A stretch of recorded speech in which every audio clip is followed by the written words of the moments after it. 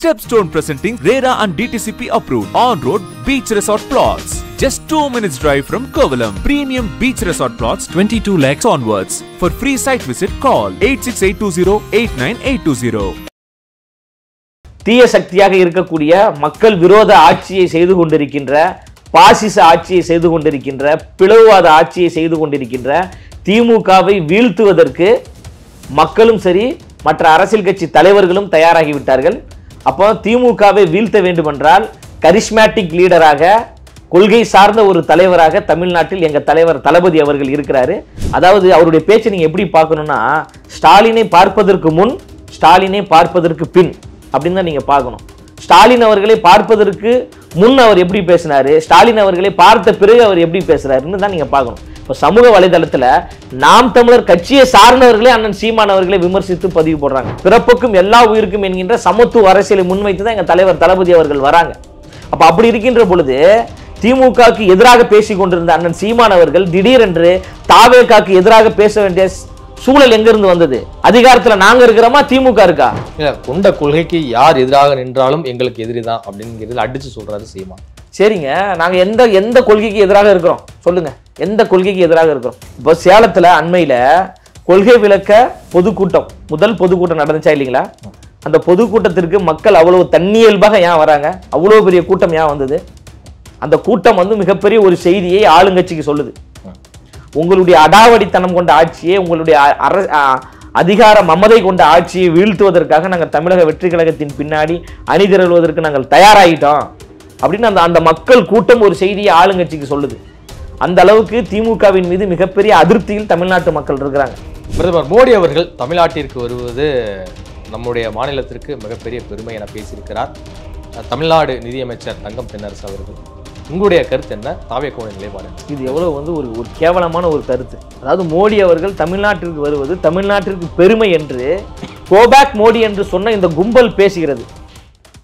எதிர்கட்சியாக இருக்கும்போது கருப்பு பலூன் பறக்க விட்டீங்க, கருப்பு கொடி பறக்க விட்டீங்க, மோடியே தமிழ்நாட்டிற்குள் வராதே திரும்பி போய் என்று சொன்ன இந்த திமுக கும்பல் இன்று மோடி அவர்களை சிவப்பு கம்பளம் விரித்து வரவேற்கிறார்கள் என்றால் இதை தான் எங்க தலைவர் சொல்றாரு.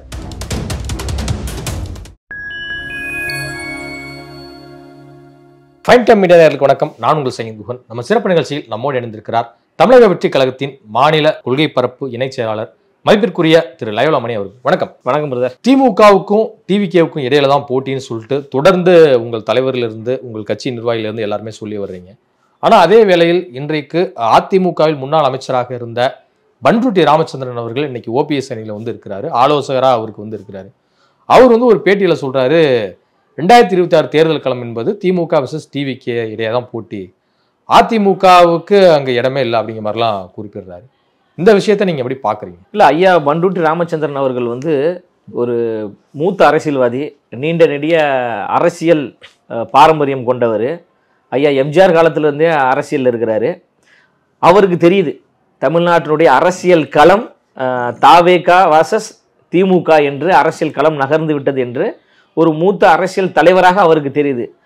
சூழலும் அப்படிதான் இருக்கு, களமும் அப்படிதான் இருக்கு. தமிழக வெற்றி கழகமா திமுகவா என்பதை தீர்மானிப்பதுதான் 2026 சட்டமன்ற தேர்தலாக இருக்கு. மக்களும் அதை நோக்கி தான் பயணிக்கிறாங்க, மக்களும் அதை தான் விரும்புறாங்க, மாற்றமும் அதை நோக்கி தான் நகர்கிறது.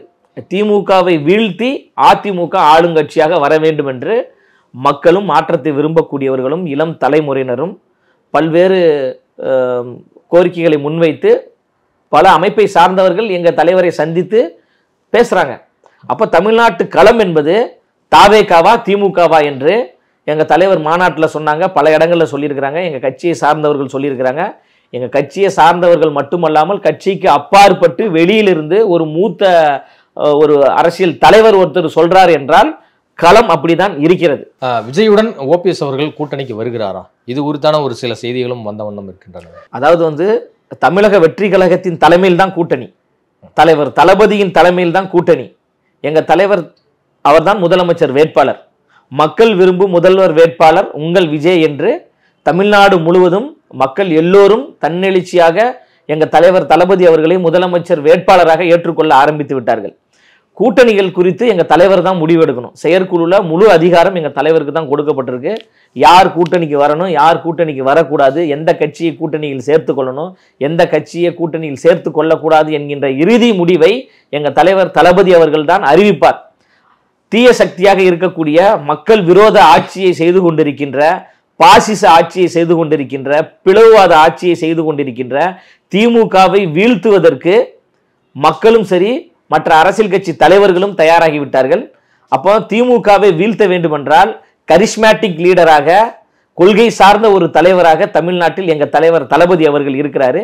அப்ப எங்க தளபதியினுடைய கரத்தை வலுப்படுத்த வேண்டும் என்று பல தலைவர்கள் முயற்சி எடுக்கிறார்கள். அந்த முயற்சி வெற்றி பெறுவதற்கு உண்டான சூழ்நிலைகள் கணிந்து கொண்டிருக்கிறது. நாம் தமிழர் கட்சியின் தலைமை ஒருங்கிணைப்பாளர் சீமான் அவர்கள் சமீபத்தில் ஒரு கூட்டத்தில் பேசும்போது ஒரு விஷயத்தை அழுத்தமா குறிப்பிடுறாரு. என்ன அப்படின்னா, லட்சிய கூட்டத்திற்கும் ரசிகர் கூட்டத்திற்கும் இடையே நடக்கும் போர் அப்படின்னு அறிவிச்சிருக்கிறாரு. இந்த போரை தாவேகா எப்படி பார்க்குது? அதாவது இந்த போரை நாங்க அக்க போரா தான் பார்க்குறோம். அதாவது சீமான் அவர்களுடைய பேச்சை நீங்க சீரியஸா நினைச்சுக்க வேணாம். அவர் பேச்சை சிரிப்பா நினைச்சு கடந்து போயிடணும். ஏன்னா அவருடைய பேச்சு என்பது அப்படிதான் இருக்கும். காலையில ஒன்று பேசுவார், மதியம் ஒன்று பேசுவார், நைட்டு ஒன்று பேசுவார், திருப்பி அடுத்த நாள் காலையில ஒன்று பேசுவார், மதியம் ஒன்று பேசுவார். அவர் என்ன பேசுறாருன்னு அவருக்கே முதல்ல புரியாது. அவர் பேசின பேச்செல்லாம் ஒரு முறை அவரே கேட்டார்னு அவரே சிரிப்பார். ஏன்னா அவருடைய பேச்சு என்பது அப்படிதான் இருக்குது. இப்போ சொல்றாருல, ரசிகர் கூட்டத்துக்கும் லட்சியவாதிக்கும் போர் அப்படின்றாருல, மனசாட்சியை தொட்டு சொல்லுங்க, திரு சீமான் அவர்களே உங்களுக்கு எப்படி தெரியும்? நீங்க சொல்லுங்க. சீமான் அவர்களே நாம் தமிழர் கட்சியினுடைய ஒருங்கிணைப்பாளராக உங்களுக்கு தெரியுமா, இல்ல அவர் ஒரு சினிமா நடிகர், சினிமா திரைப்பட இயக்குனர் அப்படின்னு உங்களுக்கு தெரியுமா? இல்ல இப்ப கேக்குறீங்களா இல்ல சின்ன வயசு? உங்களுக்கு முதல்ல சீமான் எப்படி தெரியும்? சீமான் என்கின்ற ஒரு நபர் இருக்கிறார் அப்படின்னு உங்களுக்கு எப்படி தெரிஞ்சிச்சு? எனக்கு அவரு பரிச்சயமானது அப்படிங்கிறது பாத்தீங்கன்னா திரைப்பட இயக்குனர், ஒரு திராவிட இயக்கத்துல ஏதோ பேச்சாளர். உங்களுக்கு எப்படி தெரியும்? அவர் சினிமாக்காரராக தானே தெரியும். அப்போ அவரும் ஒரு சினிமாக்காரர் தானே, சித்தாந்தமா சினிமாவான்னு சொல்றாரு. அப்ப அண்ணன் சீமான் அவர்களே சினிமாக்காரர் தானே. ஈழத்துல இலங்கையில போர் உச்சத்துல இருக்குது. மக்கள் அங்க கொத்து கொத்தாக படுகொலை செய்கின்ற பொழுது, படுகொலை செய்யப்பட்டு கொண்டிருந்த பொழுது அண்ணன் சீமான் அவர்கள் படம் தானே எடுத்துக்கிட்டு இருந்தாரு. படப்பிடிப்பு தளத்துல தானே இருந்தாரு. வாழ்த்துக்கள்னு ஒரு படத்துடைய ஷூட்டிங்ல தானே இருந்தாரு. அப்ப அவரே ஒரு சினிமாக்காரர் தானங்க. இப்பயும் படம் நடிச்சுக்கிட்டு தானங்க இருக்கிறாரு. பல படங்களை நடிச்சிட்டு இருக்காரு. புரியுதுங்களா? அப்ப அவரும் ஒரு சினிமா துறையில் வந்தவர் தான். அதாவது அவருடைய பேச்சை நீங்க எப்படி பார்க்கணும்னா, ஸ்டாலினை பார்ப்பதற்கு முன், ஸ்டாலினை பார்ப்பதற்கு பின் அப்படின்னு தான் நீங்க பார்க்கணும். ஸ்டாலின் அவர்களை பார்ப்பதற்கு முன் அவர் எப்படி பேசினாரு, ஸ்டாலின் அவர்களை பார்த்த பிறகு அவர் எப்படி பேசுறாருன்னு தான் நீங்க பார்க்கணும். இப்ப சமூக வலைதளத்துல நாம் தமிழர் கட்சியை சார்ந்தவர்களே அண்ணன் சீமான் அவர்களை விமர்சித்து பதிவு போடுறாங்க. ஏங்க, நாம் தமிழருக்கும் திமுகவுக்கும் இடையே தானாங்க போர்ன்னு நீங்க சொன்னீங்க. இப்ப திடீர்னு சம்பந்தமே இல்லாம நாம் தமிழருக்கும் தாவேகாவுக்கும் போர்ன்றீங்க. அவருடைய போர்லாம் பாத்தீங்கன்னா சிங்கள பௌத்த பேரினவாதத்துக்கு எதிரான போர் அப்படிம்பாரு. அதுக்கப்புறம் காங்கிரஸுக்கு எதிரான போர் அப்படிம்பாரு. அதுக்கப்புறம் திமுகவுக்கு எதிரான போர் அப்படிம்பாரு. அதுக்கப்புறம் பாஜகவுக்கு எதிரான போர் அப்படிம்பாரு. அப்புறம் அதிமுகவுக்கு எதிரான போர் அப்படிம்பாரு. மக்கள் நல கூட்டணி உருவாகி வரும்போது இது கேப்டன் விஜயகாந்துக்கு எதிரான போர் அப்படிம்பாரு. ரஜினி அவர்கள் கட்சி ஆரம்பிக்கலாம் அப்படின்ற முடிவில் இருக்கும்போது ரஜினிக்கு எதிரான போர் அப்படிம்பாரு. இப்ப கடைசியில் எங்க வந்திருக்கிறாரு? தாவேகாக்கு எதிரான போர், விஜய் அவர்களுக்கு எதிரான போர்னு. அவங்க தம்பிங்களுக்கே முதல்ல புரியல, யாருக்கு எதிராக தானே நம்ம போர் புரிய போறோம். அண்ணன் ஒவ்வொரு முறையும் ஒவ்வொரு போரை சொல்லிட்டு இருக்காரு. எந்த போருக்கு தான் நம்ம ரெடி ஆகுது என்று அவங்களுடைய தம்பிகளே குழப்பத்தில் இருக்கிறாங்க. இல்ல அவங்க தான் சொல்றாங்களே, தொடர்ந்து திராவிடத்தையும் தேசியத்தையும் வீழ்த்துவதே எங்கள் இலக்குன்னு சொல்றாங்களே. சரி, நாங்க எந்த இடத்துல எங்க தலைவர் என்ன சொன்னாரு? திராவிடமும் தமிழ் தேசியமும் தமிழ்நாட்டு மக்களின் இரண்டு கண்கள், அதை நான் மதிக்கிறேன் தான் நாங்க சொன்னமே தவிர, நாங்கள் திராவிடம், நாங்கள் தமிழ் தேசியம் ஏதாவது ஒரு இடத்துல நாங்க சொன்னோமா? மதசார்பற்ற சமூக நீதி அரசியலை கொடுக்க வேண்டும் என்பதுதான் எங்களுடைய நோக்கம், எங்களுடைய கொள்கை. பிறப்புக்கும் எல்லா உயிருக்கும் என்கின்ற சமத்துவ அரசியலை முன்வைத்து தான் எங்க தலைவர் தளபதி அவர்கள் வராங்க. அப்ப அப்படி இருக்கின்ற பொழுது திமுகவுக்கு எதிராக பேசிக் கொண்டிருந்த அண்ணன் சீமான் அவர்கள் திடீரென்று தாவேகாக்கு எதிராக பேச வேண்டிய சூழல் எங்க இருந்து வந்தது? அதிகாரத்துல நாங்க இருக்கிறோமா, திமுக இருக்கா? மக்களுக்கு விரோதமான ஆட்சியை தாவேகா செய்கிறதா, திமுக செய்கிறதா? சட்டம் ஒழுங்கு சந்தி சிரிப்பது திமுக ஆட்சியில, தாவேகா ஆட்சியிலையா? சொல்லுங்க. இன்னைக்கு காலையில ஒரு ஆணவ படுகொலைங்க திருநெல்வேலியில. யாரோட ஆட்சியில நடக்குது? திமுக தானே ஆட்சியில இருக்கு. இது குறித்து தானே அண்ணன் சீமான் அவர்கள் பேசணும். ஆண்ட கட்சிகளையும் ஆளுங்கட்சிகளையும் பார்த்து தானே அண்ணன் சீமான் அவர்கள் பேசணும். அவர்களுக்கு எதிராகத்தானே நீங்க போர் புரியணும். நாங்க இப்பதானே பொது வாழ்க்கைக்கு வரோம், இப்பதானே அரசியல் களத்துக்கு வரோம். அப்ப எங்களுக்கு எதிராக போர் என்று நீங்க சொல்றீங்கன்னா, இப்ப யாரிடமோ எதையோ பெற்றுக்கொண்டு அவர்களை மகிழ்விக்க வேண்டும் என்பதற்காக எங்களுக்கு எதிராக நீங்க பேசுறீங்க. தமிழ்நாட்டு மக்களும் பார்த்து கொண்டிருக்கிறாங்க. நாம் தமிழர் கட்சியில் இருக்கக்கூடிய தம்பிகளும் பார்த்து கொண்டு அண்ணன் சீமான் அவர்களுக்கு எதிராக சமூக வலைதளத்தில் 2 நாட்களாக பதிவுகள் எழுதிக்கிட்டு இருக்கிறாங்க. என்னன்னா திமுகவுக்கு எதிரான போர்னா இப்ப திடீர்னு தாவேக்காக்கு எதிரான போர்ன்றேன்னா எந்த போருக்கு தானே நாங்க தயாராகிறது அப்படின்னு சீமானையே கலாய்க்கக்கூடிய வகையில் நாம் தமிழர் கட்சியை சார்ந்து சில தம்பிமார்கள் பதிவு எழுதி கொண்டு இருக்கிறாங்க. சீமான் தான் சொல்றாரு, நாம் தமிழர் இயக்கம் வந்து சும்மா ஓட்டரசியலாக தொடங்கப்பட்ட இயக்கம் அல்ல, இது வந்து லட்சியவாதிகளை புரட்சியவாதிகளை உருவாக்கும் இயக்கம் இந்த கட்சி அப்படின்னு சொல்லிடுறாரு. அப்ப எங்களுடைய கட்சி என்பதும் ஒரு லட்சிய கட்சி தான், ஒரு லட்சியத்துக்காக உருவாக்கப்பட்ட ஒரு கட்சி தான். திமுக என்கின்ற மக்கள் விரோத ஆட்சியை வீழ்த்தி விட்டு அந்த இடத்துல தமிழக வெற்றி கழகம் ஆட்சி வர வேண்டும், மன்னராட்சியை வீழ்த்தி விட்டு மக்களாட்சியை கொண்டு வர வேண்டும், குடும்ப அரசியல் இருக்கக்கூடாது, வாரிசு அரசியல் இருக்கக்கூடாது, சர்வதிகார மனப்பான்மை கொண்ட அரசியல் இருக்கக்கூடாது, மக்களுக்கான ஒரு அரசியல் இருக்க வேண்டும் என்று தமிழக வெற்றி கழகம் முன்னெடுக்கிறது. தந்தை பெரியார் அவர்களையும் அண்ணல் அம்பேத்கர் அவர்களையும் அம்மையார் வேலுநாச்சியார் அவர்களையும் அஞ்சலி அம்மாள் அவர்களையும் ஐயா காமராஜர் அவர்களையும் முன்வைத்து உண்மையும் நேர்மையுமான ஒரு சமத்துவ அரசியலை முன்னெடுக்க வேண்டும் என்று தமிழக வெற்றி கழகம் வருகிறது. நாங்களும் ஒரு லட்சியத்தோடு தானே வரோம், நாங்களும் வந்து ஒரு கொள்கை சித்தாந்தத்தோடு தானே வரோம், நாங்களும் தமிழ்நாட்டு மக்களுக்காக தானே வரோம். திமுக வேண்டாம் என்று மக்கள் விரும்புறாங்க, அதை சரி செய்யக்கூடிய இடத்துல தமிழக வெற்றி கழகம் இருக்கு. அதிமுக வேண்டாம் என்று மக்கள் நினைக்கிறாங்க, அதை சரி செய்யக்கூடிய இடத்துல தமிழக வெற்றி கழகம் இருக்கு. இதையெல்லாம் சரி செய்வதற்காகத்தானே தமிழக வெற்றி கழகம் வருது. நீங்களே கூத்தாடியாக இருந்து கொண்டு, நீங்களே சினிமாக்காரராக இருந்து கொண்டு சித்தாந்தவாதிகளுக்கும் சினிமாக்காரருக்கும் போர் அப்படின்னு சொல்றது மிகப்பெரிய அக்க போரா இருக்கு, சிரிப்பா இருக்கு. அண்ணன் களஞ்சியம் அவர்கள் வந்து ஒரு பதிவு போட்டிருக்காரு சமூக வலைதளத்துல, இதே மாதிரிதான் சித்தாந்தவாதியா சினிமாக்காரர்களா வாருங்கள் மோதி பார்ப்போன்றார். களஞ்சியம் அவர்கள் உங்களுக்கு எப்படி தெரியும் சொல்லுங்க, மனசாட்சி தொட்டு சொல்லுங்க, நீங்க சொல்லுங்க பிரதர். பல முறை அவரை நீங்க நேர்காணல் எடுத்திருக்கீங்களா, உங்களுக்கு எப்படி தெரியும் களஞ்சியத்தை சொல்லுங்க. திரைப்பட இயக்குனர், நாம் தமிழர் கட்சியில் பயணிக்கக்கூடிய, நாம் தமிழர் கட்சியில் இப்பதான் பயணிக்கிறார், இதுக்கு முன்னாடி உங்களுக்கு என்னவா தெரியும் அவரை? திரைப்பட இயக்குனர். அப்புறம் என்னங்க, நீங்களே சினிமாக்காரர் தானங்க இருக்கீங்க. சினிமால இருந்து கொண்டு எங்களை நீங்க வந்து சினிமாக்காரர் என்று விமர்சிப்பது சிரிப்பு வருதா இல்லையா? அப்ப சீமான் அவர்கள் என்ன சொல்லியிருக்கிறாருன்னா, சித்தாந்தவாதிக்கும் சினிமாக்காரருக்கும் இடையே போர், அதாவது சீமான் அவர்களுக்கு எதிராகவே போர் அறிவிச்சிருக்கிறார் போல. இல்ல, நடிகன் என்ற அடையாளத்தை மட்டுமே வைத்துக்கொண்டு நாடாளும் தகுதிக்கு வந்துடக்கூடாது, மக்களோட மக்களா கலக்கணும், போய் பேசணும், மக்களுடைய எண்ணங்களை கேட்கணும், மக்களுடைய பிரச்சனைகளுக்காண்டி போராடணும், மக்களோடு மக்களாக எங்க தலைவர் தளபதி அவர்கள் களத்துல இருந்ததால தான் அவர் பின்னாடி கோடிக்கணக்கான தோழர்கள் அணிதிரண்டு வருவதற்கு காரணம் என்ன? எல்லாருமே வந்துருவாங்களா? ஐயா பாக்கியராஜ் அவர்கள் கட்சி ஆரம்பிச்சாங்க, எல்லாரும் வந்துட்டாங்களா அவர் பின்னாடி? ஐயா டிஆர் அவர்கள் கட்சி ஆரம்பிச்சாங்க, அவர் பின்னாடி எல்லாரும் வந்துட்டாங்களா? நடிகர் கார்த்தி அவர்கள் கட்சி ஆரம்பிச்சாங்க, எல்லாரும் வந்துட்டாங்களா? சினிமால இருந்து பல பேர் கட்சி ஆரம்பிச்சாங்க, இப்படி கோடிக்கணக்கான தோழர்கள் வந்து அணிதிரண்டு போனாங்களா? கிடையாது. அப்ப எங்க தலைவர் தளபதியின் பின்னாடி அணிதிரண்டு மக்கள் வருகிறார்கள் என்றால், எங்க தலைவர் தளபதி அவர்கள் தமிழ்நாட்டின் உரிமை சார்ந்து, தமிழ்நாட்டின் நலன் சார்ந்து எங்கெல்லாம் குரல் கொடுக்க வேண்டுமோ அங்கெல்லாம் குரல் கொடுத்தார் அவர். அண்ணன் சீமான் அவர்கள் 2008 படப்பிடிப்பு தளத்துல ஷூட்டிங்ல இருந்தாருங்க. எங்க தலைவர் 2008 இலங்கை தமிழர் மக்களுக்காக உண்ணாவிரதம் இருந்து போராடி இருக்கிறார். ஈழத்தமிழர்களுக்காக போராடியவர் எங்க தலைவர். தமிழ்நாட்டு மீனவர்களுக்காக எங்க தலைவர் போராடி இருக்கிறார். நீட் கூடாது என்று இன்று வரை போராடி கொண்டிருக்கிறார். இயற்கை பேரிடர்கள் ஏற்படுகின்ற பொழுது தோழர்களை களத்துக்கு சென்று உதவி செய்யுங்கள் என்று கட்டளையிட்டவர் எங்க தலைவர் தளபதி அவர்கள்.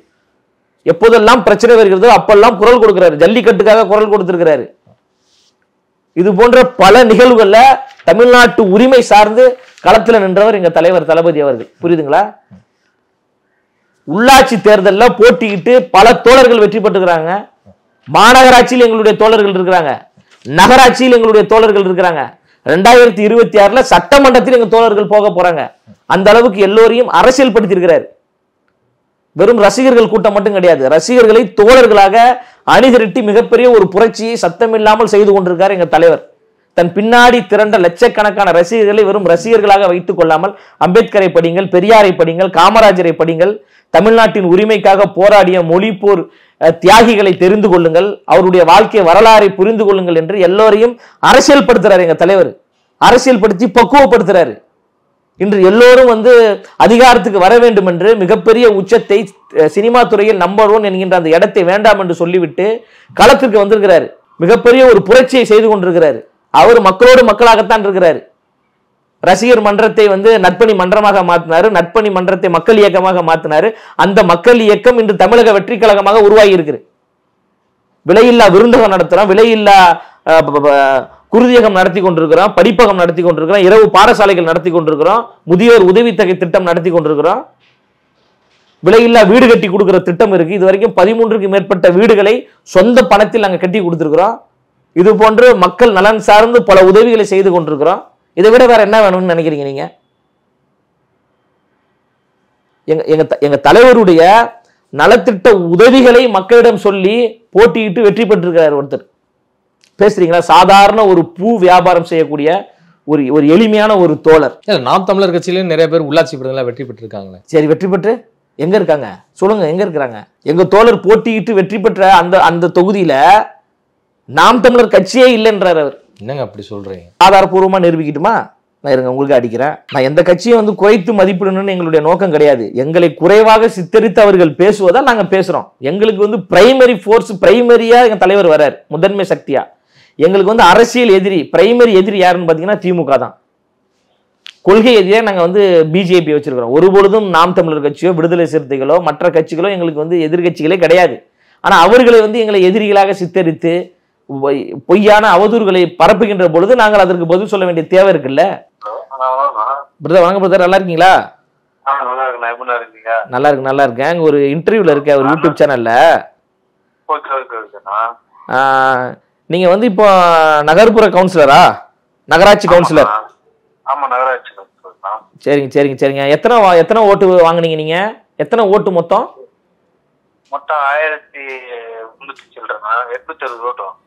860 ஓட்டு வாங்கி வெற்றி பெற்றீங்களா? நம்ம மக்கள் இயக்கம் மூலமா நின்னீங்க. சரி. அங்க திமுக போட்டிட்டாங்களா? திமுக அதிமுக எல்லாம் போட்டிட்டாங்களா? திமுக அதிமுக போட்டிட்டாங்க. திமுக 5வது இடத்துல. திமுக 5வது இடம், நீங்க முதலிடம். தளபதி விஜய் மக்கள் இயக்கம் முதலிடம். திமுக 5வது இடம். ஃபர்ஸ்ட் நம்மளுது நாம் தமிழர் கட்சி அங்க போட்டிட்டாங்களா? நாம் தமிழர் கட்சி நம்ம வார்டுலயே கிடையாது, நகரத்திலே கிடையாது. நான் 24 வார்டு, ஒரு 8 வார்டு நிக்கலையா? அப்படியா? அதே மாதிரி ராணிப்பேட்டை டிஸ்ட்ரிக்ட்ல நம்ம கிட்ட தான் 3 நகர்ப்புற கவுன்சிலர். ராணிப்பேட்டை தமிழ்நாட்டுல ராணிப்பேட்டை டிஸ்ட்ரிக்ட்ல 3 நகர்ப்புற கவுன்சிலர் நம்ம தான். தளபதி விஜய் மக்கள் இயக்கம் தான். ஆமா. இயக்கமாக சொல்லி நின்றுதான். தளபதியினுடைய கொடி, தளபதியினுடைய புகைப்படம், தளபதி செய்த நலத்திட்ட உதவிகளை சொல்லி தானே நீங்க வாக்கு கேட்டீங்க? ஆமா, அது தளபதி எல்லாம் ஒன்ன போட்டோ அனுப்புறேன். தளபதியுடைய கொடி பயன்படுத்தி அவருடைய போட்டோ பயன்படுத்தி தான் வாக்கு கேட்டோம். ரொம்ப நன்றி. நீங்க சாதாரண ஒரு பூ வியாபாரம் பண்றவர் தானே நீங்க? எளிமையான குடும்பத்தை சார்ந்தவர். ஒண்ணுமே கிடையாது. சாதாரண ஒரு பூ கடைக்காரர் தான். எனக்கு பொதுச் செயலாளரும் தளபதி அவர்களும் மாவட்ட செயலர் அந்தஸ்து கொடுத்து நம்மளுக்கு அழகு பாக்குறாங்க. இன்னைக்கு நான் மாவட்ட செயலர் தான். இன்னைக்கு அந்த கவுன்சிலர் பதவியோட இன்னைக்கு மாவட்ட செயலர் தான். நான் இன்னைக்கு வந்து நிறைய நலத்திட்டங்கள் செஞ்சுதான் இருக்கிறோம். ரொம்ப நன்றி. கேட்டீங்களா? இப்ப கவுன்சிலரா இருக்காரு. தளபதி விஜய் மக்கள் இயக்கத்தின் மூலமாக போட்டியிட்டு எங்க தளபதி செய்த நலத்திட்ட உதவிகளை சொல்லி மக்களிடம் வாக்கை பெற்று புரிஞ்சுக்கோங்க, வாக்கை பெற்று 850 ஓட்டு வாங்கியிருக்காரு. இல்ல, என்டிகேவும் மக்களிடம் வாக்கு 36 லட்சம் ஓட்டு பெற்று தானே 8.5% ஓட்டை வாங்கி மாநில கட்சி அங்கீகாரம் பெற்று சின்னமும் அவங்களுக்கு இல்லைங்க. அவங்க சின்னம் பெற்றாங்க, சந்தோஷம். 8% வாக்குகளை பெற்றிருக்கிறாங்க, மகிழ்ச்சி. நாங்க அதுல எந்த இடத்துலயுமே குறைத்து மதிப்பிடல. அவர்கள் எங்களை குறைத்து மதிப்பிடுறாங்களே, ரசிகர்கள் கூட்டம் அப்படின்றாங்களே. இந்த ரசிகர்கள் கூட்டம் தானே இன்று நகராட்சியில உறுப்பினரா இருக்கிறாரு. புதுக்கோட்டை மாநகராட்சியில பர்வேஷ் என்கின்ற ஒரு தோழர் உறுப்பினராக இருக்கிறார், வெற்றி பெற்று. தமிழ்நாடு முழுவதும் பல இடங்கள்ல தோழர்கள் வெற்றி பெற்று உறுப்பினர்களாக இருக்கிறாங்க, மக்கள் பணி செய்து கொண்டிருக்கிறாங்க. மிகப்பெரிய ஒரு புரட்சி நாங்க செய்து கொண்டிருக்கிறோம். எங்களை சிறுமைப்படுத்த வேண்டிய தேவை எங்க இருந்து வருது? அப்ப ஆளுங்கட்சியிடம் பணத்தை பெற்றுக்கொண்டு எங்களுக்கு எதிராக நீங்க பேசுறீங்களா அப்படின்ற ஒரு சந்தேகம் வருதா இல்லையா? நாங்க ஏதாவது ஒரு இடத்துல நாம் தமிழர் கட்சி சிறுமைப்படுத்தணுமா? நீங்க 8% வாக்கை பெற்ற போது நாங்க வாழ்த்தினோம். நீங்க மாநில கட்சிக்கான அங்கீகாரத்தை பெற்ற போது நாங்க வாழ்த்தினோம். எந்த இடத்துலயும் நாங்க குறைத்து மதிப்பிடலையே. நீங்க சொல்றீங்களா எங்களை ரசிகர் கூட்டம்ன்றீங்க. இந்த ரசிகர் கூட்டம் தானே மக்களிடம் வாக்கை பெற்று அதிகாரத்தில் இருக்கிறாங்க. இன்று நகராட்சியில் இருக்கிறோம், மாநகராட்சியில் இருக்கிறோம், நாளை சட்டமன்ற உறுப்பினர்களாக இருக்க போறோம். தமிழ்நாட்டின் முதல்வராக எங்க தலைவர் அண்ணன் விஜய் அவர்கள் இருக்க போறாங்க. மக்கள் தாங்க தீர்மானிப்பாங்க, மக்கள் தான் முடிவு செய்வாங்க யார் அதிகாரத்துக்கு வர வேண்டும் என்று. அந்த அளவுக்கு மிகப்பெரிய ஒரு அதிகாரத்தை எங்க தோழர்களுக்கு மக்கள் கொடுத்திருக்கிறாங்கன்னா மக்கள் பணி செய்யறோம். நாங்க மக்களோடு மக்களாக நாங்கள் இணைந்து பணியாற்றுவதால் தான் மக்கள் எங்களை கொண்டாடி கொண்டிருக்கிறாங்க. அதை பொறுத்து கொள்ள முடியாத அண்ணன் சீமான் அவர்கள் தொடர்ந்து எங்களுக்கு எதிராக அவதூறு பரப்புவது என்பதை தமிழ்நாட்டு மக்கள் வேடிக்கை பார்த்து கொண்டிருக்கிறாங்க. இல்ல கட்சி ஆரம்பிச்சு ஒண்ணுமே இல்ல, அதுக்குள்ள எக்ஸ் ஒய் ஜெட்னு பாதுகாப்பு வேற. இதே அண்ணன் சொல்லட்டுமா, நான் ஒண்ணு சொல்லட்டுமா, வாய் வந்து காலையில ஒண்ணு பேசுவாரு, மதியம் ஒண்ணு பேசுவாருன்றது காரணம் இதுதான். ஒய் பிரிவு பாதுகாப்பு வாங்கிய போது அண்ணன் சீமான் அவரிடம் பேட்டி கேட்கிறாங்க, செய்தியாளர் கேள்வி கேட்கும்போது அவர் மிகப்பெரிய ஒரு பிரபலம், ஒரு பெரிய நடிகராக இருக்கிறாரு, அவருக்கு பாதுகாப்பு கொடுப்பது சரிதான், அதை நான் வரவேற்கிறேன் என்று சொன்ன திரு சீமான் அவர்கள் திடீரென்று ஏன் இப்ப மாற்றி பேசுறாரு? நான் உங்களுக்கு சொல்றேன், புரியுதுங்களா? முதல்வர் ஸ்டாலின் அவர்களை பார்ப்பதற்கு முன் ஒரு வாய், ஐயா ஸ்டாலின் அவர்களை பார்த்ததற்கு பின் இன்னொரு வாய், அப்படிதான் நம்ம பார்க்க வேண்டியதா இருக்கு. ஏன் ஒரு துக்கம் நடந்த ஒரு வீடா இருக்கு, அதனால ஒரு எங்க நடந்துச்சு, ஒரு ஆறுதல் சொல்றதுக்காண்டி போயிருக்காரு. துக்கம் எங்க நடந்துச்சு பிரதர்? யார் இறந்தா? முதல்வர் அவருடைய அண்ணன் காலமாயிருக்கிறாரு. யாரு ஆறுதல் சொல்லுவதற்காக ஆறுதல் சொல்ல ஒரு மரபின் காரணமாக ஆறுதல் சொல்ல போயிருக்கணும். எங்க போயிருக்கணும்? இப்ப எங்க வீட்டுல ஒரு இறப்பு நடக்குதுங்க, எங்க அப்பா இறந்துட்டாரு, உங்களுக்கு தெரியும். எங்க அப்பா இறந்துட்டாரு, எங்க வந்து ஆறுதல் சொல்ல வருவீங்க? எங்க வீட்டுக்கு தானே வருவீங்க. எங்க பெரியப்பா வீட்டுக்கா போவீங்க? இல்ல எங்க சித்ரா வீட்டுக்கு போவீங்களா? அப்போ ஆறுதல் எங்க சொல்ல போனோம்? புரியுதுங்களா உங்களுக்கு? அதனால அவர் போய் சந்தித்ததை நாங்க வந்து கொச்சைப்படுத்தல, அதை நாங்க விமர்சிக்கல. அந்த சந்திப்புக்கு பிறகு அவங்க கட்சியை சார்ந்தவர்கள் எல்லோரும் எங்களுக்கு எதிராக பேசுகின்ற பொழுது வலுவான சந்தேகம் எழுகிறது. எங்களுக்கு மட்டும் இல்ல, தமிழ்நாட்டில் இருக்கிற எல்லா மக்களுக்குமே வந்து ஒரு சந்தேகம் எழுகிறது.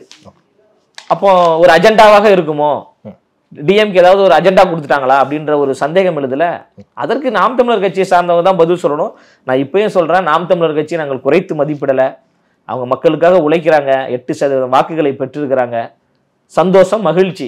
ஆனா எங்களுக்கு எதிராக பேச வேண்டிய தேவை எங்க இருந்து வந்ததுதான் ஒரே கேள்வி. இல்ல, கொண்ட கொள்கைக்கு யார் எதிராக நின்றாலும் எங்களுக்கு எதிரிதான் அப்படிங்கிறது அடிச்சு சொல்றாரு சீமான். சரிங்க, நாங்க எந்த கொள்கைக்கு எதிராக இருக்கிறோம் சொல்லுங்க? எந்த கொள்கைக்கு எதிராக இருக்கிறோம்? இல்ல, திராவிடம் வேற தமிழ் தேசியம் வேற, ரெண்டையும் போட்டு குழப்பிக்க கூடாது. நாங்க திராவிடம்னு சொல்லவே இல்லையா? எங்கங்க சொன்னோம்? தமிழ் தேசியம் எங்கங்க சொன்னோம்? எந்த இடத்துல சொன்னோம்? ஆதாரம் காட்டுங்க. நாங்க வந்து எங்களுடைய கொள்கை என்பது திராவிட கொள்கை, எங்களுடைய கொள்கை என்பது தமிழ் தேசிய கொள்கை அப்படின்னு எங்க தலைவர் ஏதாவது ஒரு இடத்துல பேசினாரா? இல்ல நாங்க தான் எங்கேயாவது பேசிட்டு இருக்கோமா? தமிழ்நாட்டின் இரு கண்கள் திராவிடமும் தமிழ் தேசியம் சொல்லுவது, அப்புறம் அதுதானே ஏற்றுக்கிறீங்க? ஏங்க, தமிழ்நாட்டு மக்களின் 2 கண்கள்ங்க. தமிழ்நாட்டு மக்களுடைய கண்களாக திராவிடமும் தமிழ் தேசியமும் இருக்கு. அதை நாங்கள் மதிக்கிறோம் தான் சொன்னமே தவிர அந்த 2 கண்கள் எங்களுடைய கண்கள் என்று எங்க தலைவர் எந்த இடத்துலயுமே சொல்லலைங்க. நீங்களே தவறா புரிஞ்சு வச்சிருக்கீங்களா? ஒரு பத்திரிகையாளர் நீங்களே தவறா புரிஞ்சு வச்சிருக்கீங்களா? எந்த இடத்துல நாங்க சொன்னோம்? மதிக்கிறோம், திராவிட சித்தாந்தத்தையும் நாங்க மதிக்கிறோம், தமிழ் தேசிய சித்தாந்தத்தையும் மதிக்கிறோம். 2த்தையும் தமிழ்நாட்டு மக்கள் மதிக்கிறாங்க. தமிழ்நாட்டு மக்களை நாங்கள் மதிப்பதால் அவர்கள் ஏற்றுக்கொண்ட அந்த கொள்கை சித்தாந்தங்களை நாங்கள் மதிக்கிறோம்னு எங்க தலைவர் சொல்லியிருக்கிறாரு. எல்லோருக்குமான அரசியல் தான் எங்களுடைய அரசியல். எல்லோருக்கும் எல்லாம் கிடைக்க வேண்டும் என்பது எங்களுடைய அரசியல். சம வாய்ப்பு, சம உரிமை உருவாக்க வேண்டும் என்பது எங்களுடைய அரசியல். மதசார்பற்ற சமூக நீதி தான் எங்களுடைய அரசியலே. அதை புரிஞ்சுக்காம நீங்க வந்து கொள்கைக்கு எதிராக வந்தா யாரை வேண்டுமானால் எதிர்ப்பு அப்படின்னா எங்களுடைய கொள்கை என்னன்னே தெரியாம எதிர்த்துக்கிட்டு இருக்கீங்க நீங்க. நாங்க மக்களுக்காக நல்லது செய்ய வேண்டும் என்று வரோம். எங்களுடைய வளர்ச்சியை பார்த்து மன உளைச்சல் ஆகக்கூடியவர்கள், எங்களுடைய வளர்ச்சியை பார்த்து பொறாமைப்படக்கூடியவர்கள் எங்களுக்கு எதிராக பேசிட்டு இருக்கிறாங்க. மக்கள் அதெல்லாம் பார்த்து கொண்டுதான் இருக்கிறாங்க. மக்கள் தகுந்த பாடத்தை 2026 சட்டமன்ற தேர்தலில் கொடுப்பாங்க. மதுரையில் ஆகஸ்ட் 25ஆம் தேதி 2ஆம் மாநில மாநாடு வந்து நடக்க இருக்கு. கிட்டத்தட்ட 15 லட்சம் தொண்டர்கள் வருவாங்க அப்படின்னு சொல்லிட்டு இப்பவே நிறைய பேர் வந்து பேசிட்டு வராங்க. அவ்வளவு தொண்டர்களை திரட்ட இப்பவே ஆயத்தமாகி விட்டதா தாவேக்கு? தொண்டர்களை நாங்க வந்து திரட்டலாம் வேண்டாங்க, தொண்டர்கள் தானாக திரண்டு வருவாங்க. தலைவருக்காக எல்லாம் தானா சேர்ந்த கூட்டம். நாங்கள் வந்து கூட்டலாம் வேணாம், மக்களே வருவாங்க. மக்கள் வந்து மிகப்பெரிய ஒரு மாற்றத்தை விரும்புறாங்க. இப்போ சேலத்துல அண்மையில கொள்கை விளக்க பொதுக்கூட்டம், முதல் பொதுக்கூட்டம் நடந்துச்சா இல்லைங்களா? அந்த பொதுக்கூட்டத்திற்கு மக்கள் அவ்வளவு தன்னியல்பாக ஏன் வராங்க? அவ்வளவு பெரிய கூட்டம் ஏன் வந்தது? அந்த கூட்டம் வந்து மிகப்பெரிய ஒரு செய்தியை ஆளுங்கட்சிக்கு சொல்லுது. உங்களுடைய அடாவடித்தனம் கொண்ட ஆட்சியை, உங்களுடைய அதிகார மமதை கொண்ட ஆட்சியை வீழ்த்துவதற்காக நாங்கள் தமிழக வெற்றி கழகத்தின் பின்னாடி அணிதிரள்வதற்கு நாங்கள் தயாராகிட்டோம் அப்படின்னு அந்த மக்கள் கூட்டம் ஒரு செய்தியை ஆளுங்கட்சிக்கு சொல்லுது. அந்த அளவுக்கு திமுகவின் மீது மிகப்பெரிய அதிருப்தியில் தமிழ்நாட்டு மக்கள் இருக்கிறாங்க, மிகப்பெரிய கோபத்தில் தமிழ்நாட்டு மக்கள் இருக்கிறாங்க. அப்போ அந்த திமுகவை வீழ்த்த வேண்டும் என்றால் திமுகவை வீழ்த்துவதற்கு உண்டான படைபலத்தோடு, ஒரு கொள்கை புரிதலோடு, கரிஸ்மேட்டிக் லீடராக வரக்கூடிய ஒரே தலைவர் எங்களுடைய தலைவர் அண்ணன் விஜய் அவர்கள் தான். அப்ப அவருடைய கரத்தை வலுப்படுத்தணும், அவர் பின்னாடி அணிதிரண்டு மிகப்பெரிய ஒரு ஆட்சி மாற்றத்தை ஏற்படுத்த வேண்டும் என்று தமிழ்நாட்டில் இருக்கக்கூடிய தாய்மார்கள், பெண்கள், மக்கள் எல்லோரும் தன்னியல்பாக ஒன்று கூட ஆரம்பித்து விட்டார்கள். நீங்க அதனால் அப்படிதான் பார்க்கணும். தமிழக வெற்றி கழகத்தின் சார்பாக எங்கு எந்த நிகழ்வு நடந்தாலும் மிகப்பெரிய அளவுல மக்கள் கூட்டம் வருவதற்கு காரணம் என்னவென்றால் தானாக வராங்க, ஒரு மாற்றத்தை உருவாக்க வேண்டும் என்று வராங்க. எப்படி 1977 புரட்சி தலைவர் எம்ஜிஆர் அவர்களுக்காக மக்கள் கூடினார்களோ அதே போன்று 2026 எங்க தலைவர் தளபதிக்காக மக்கள் கூட போறாங்க. மக்கள் ஓட்டு போடுவதற்கு தயாராகி விட்டார்கள். அதனால இத்தனை லட்சம் அத்தனை லட்சம்ன்றது நாங்க கூட்டம் கூட்டுவதற்காக வரல, மாற்றத்தை ஏற்படுத்துவதற்காக வர்றோம். அந்த மாற்றத்தை யார் ஏற்படுத்துவா? மக்கள் தான் ஏற்படுத்துவாங்க. அந்த மக்கள் தன்னியல்பாக கூடுறாங்க, ஒரு தலைவனுக்காக கூடுறாங்க. மக்களிடமிருந்து உருவாகக்கூடிய ஒரு தலைவராகத்தான் எங்க தலைவர் தளபதி அவர்கள் இருக்கிறாங்க. ஸோ அந்த அடிப்படையில் நீங்க பார்க்கணும், மதுரை மாநாடு என்பது இந்த மண்ணில் மிகப்பெரிய புரட்சியை ஏற்படுத்தக்கூடிய ஒரு மாநாடாக இருக்கும். தமிழ்நாட்டினுடைய அரசியலை மாற்றக்கூடிய ஒரு மாநாடாக இருக்கும். தமிழ்நாட்டில் ஆட்சி மாற்றத்தை ஏற்படுத்தக்கூடிய வகையில் அந்த மாநாடு அமைய போகிறது. அந்த மாநாடு பல செய்தியை சொல்லும்.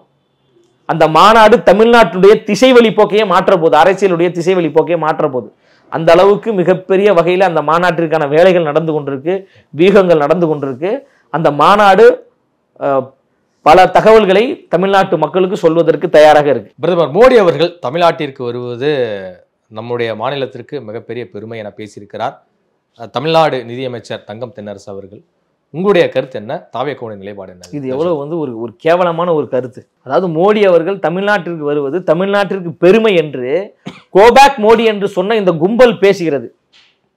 எதிர்கட்சியாக இருக்கும்போது கருப்பு பலூன் பறக்க விட்டீங்க, கருப்பு கொடி பறக்க விட்டீங்க, மோடியே தமிழ்நாட்டிற்குள் வராதே திரும்பி போய் என்று சொன்ன இந்த திமுக கும்பல் இன்று மோடி அவர்களை சிவப்பு கம்பளம் விரித்து வரவேற்கிறார்கள் என்றால் இதைதான் எங்க தலைவர் சொல்றாரு.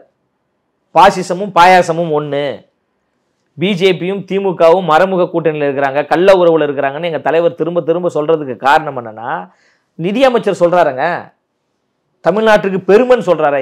எந்த அடிப்படையில் திரு மோடி அவர்கள், பிரதமர் மோடி அவர்கள் தமிழ்நாட்டுக்கு வருவது பெருமை? நீட் தேர்வை ரத்து செஞ்சிட்டாரா? கச்சத்தீவை மீட்டு கொடுத்துட்டாரா? பிரதமர் அவர்கள் மீட்டு கொடுத்துட்டாரா? கல்வியினுடைய வளர்ச்சி நிதியாக 2000 கோடியை தமிழ்நாடு அரசு கேட்டதா இல்லையா? அந்த 2000 கோடியை ஒன்றிய அரசு கொடுத்துருச்சா? சொல்லுங்க பிரதமர், கொடுத்துட்டாங்களா இல்லையா? கொடுக்கல. அப்ப எந்த அடிப்படையில பெருமை? அதாவது சென்னை உயர்நீதிமன்றத்தினுடைய வழக்காடு மொழியாக தமிழ் மொழியை கொண்டு வர வேண்டும் என்று எல்லாரும் போராடுறோம். வழக்காடு மொழியாக தமிழ் மொழியை ஒன்றிய அரசு கொண்டு வந்துருச்சா? அதனால பெருமையா? தமிழர்களுடைய நாகரிகம் வெளியில தெரிந்துவிடக் கூடாது என்று ஒன்றிய அரசு தடுக்குது கீழடியில. அது உங்களுக்கு பெருமையா? தமிழ் மொழியினுடைய வளர்ச்சிக்காக எவ்வளவு நிதி கொடுக்குறாங்க? ஒன்றிய அரசு எவ்வளவு நிதி கொடுக்குறாங்க? மற்ற மொழியை விட நமக்கு அதிகமாக கொடுக்குறாங்களா? குறைவா கொடுக்குறாங்க. அது உங்களுக்கு பெருமையா? தமிழ்நாட்டு மக்களை 2ஆம் தர குடிகளாக ஒன்றிய அரசு பார்க்குது. அது உங்களுக்கு பெருமையா? பேரிடர்கள் ஏற்படுகின்ற பொழுது அதற்கான நிதியை கேட்டால் நிதியை கொடுப்பதே இல்லை ஒன்றிய அரசு. அப்படியே கொடுத்தாலும் மிக குறைவாக கொடுக்குறாங்க. அது உங்களுக்கு பெருமையா? காவியை புகுத்த வேண்டும், பாசிசத்தை புகுத்த வேண்டும், சாதியை வைத்து மதத்தை வைத்து தமிழ்நாட்டை துண்டாட வேண்டும் என்று நினைப்பது பாஜக, ஒன்றிய அரசு. அது உங்களுக்கு பெருமையா? எதுல பெருமை? எதுலங்க பெருமை? சொல்லணுமா இல்லையா? நிதியமைச்சர் சொல்லணுமா இல்லையா? பிரதமர் அவர்கள் தமிழ்நாட்டுக்கு வருவது பெருமைன்றீங்க. எந்த அடிப்படையில பெருமை? எதுல பெருமை? இப்பதான் எங்களுக்கு தெரியுது கோ பேக் மோடி ஏன் சொன்னாங்கன்னு. நேற்று பாருங்க, மோடிக்கு பின்னாடி யாரெல்லாம் இருக்கிறாங்க பாருங்க. எல்லா திமுக கட்சியை சார்ந்தவர்கள் எல்லாம் பின்னாடி நின்றுட்டு இருக்காங்க. கூட்டணி கட்சியை சார்ந்த அண்ணன் அண்ணன் அவர்கள் பக்கத்தில் நின்றுட்டு இருக்காங்க. இதே அரசு விழாவாகத்தானே எடப்பாடி பழனிசாமி அவர்கள் முதலமைச்சராக இருக்கின்ற பொழுது மோடி அவர்கள் தமிழ்நாட்டுக்கு வந்தாரு. ஒரு முதலமைச்சராக திரு எடப்பாடி பழனிசாமி அவர்கள் மோடி அவர்களை வரவேற்றாரு. அப்ப மட்டும் வானத்துக்கும் பூமிக்கும் குதிச்சிங்க. அப்ப அரசு விழான்னு உங்களுக்கு தெரியலையா? அப்ப இப்ப எதிர்க்க வேண்டியதானே? இப்பதான் புரியுது. கோ பேக் மோடினா, கோனா போ, பேக்னா பின்னாடி, மோடி பின்னாடி போ, மோடிக்கு பின்னாடி போய் நின்னுக்கோங்க அப்படின்னு இப்பதான் எங்களுக்கு புரியுது. திரும்பி போ மோடிங்கிறத நீங்க எப்படி சொல்றீங்களா? ஏங்க நான் நேத்து அந்த கூத்த பார்த்தோமா இல்லையா? அந்த மேடையில பாருங்க, திமுக கட்சியை சார்ந்த முக்கியமான அமைச்சர்கள், மத்திய மாநில அரசுகளுக்கு இடையே ஒரு இணக்கமான உறவு வேணும்ல, ஒரு நல்லிணக்கம் வேணும்ல. என்ன இணக்கமான உறவை ஏற்படுத்தி என்னத்தை நீங்க தமிழ்நாட்டுக்கு கொண்டு வந்துட்டீங்கன்னு தான் கேள்வி. வாங்க மோடி அவர்களே நீங்க வரவேற்கிறீங்களே, என்ன அவர் தமிழ்நாட்டுக்கு கொடுத்தாரு? எதுவுமே பண்ணலையே. காவிரி நதிநீர் பிரச்சனையை தீர்த்துட்டாரா மோடி அவர்கள்? தீர்த்து கொடுத்துட்டாரா? நமக்கு எதுவுமே பண்ணலையேங்க.